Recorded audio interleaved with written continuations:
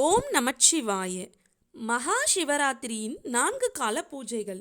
முதல் கால பூஜை மாலை 6 மணி முதல் இரவு 9 மணி வரை பிரம்மதேவன் சிவபெருமானை பூஜித்த நேரமாக சொல்லப்படுகிறது.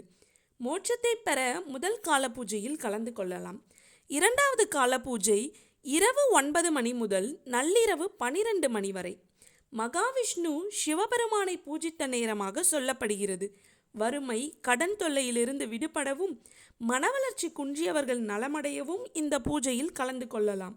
மூன்றாம் கால பூஜை நள்ளிரவு 12 மணி முதல் அதிகாலை 3 மணி வரை சக்தியின் வடிவமான பார்வதி தேவி சிவபெருமானை வணங்குவதாக ஐதீகம். இந்த கால பூஜை தான் மிகவும் சிறப்பு வாய்ந்ததாக சொல்லப்படுகிறது.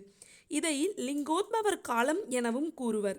அடிமுடியாய் நின்ற சிவபெருமான் விஷ்ணுவிற்கும் பிரம்மனுக்கும் லிங்க வடிவமாக காட்சியளித்தது இந்த பூஜை நேரத்தில்தான். இந்த பூஜையில் கலந்து கொள்வதால் நம் பாவங்கள் நீங்கி சிவபெருமான் மற்றும் சக்தியின் அருளை பெறலாம்.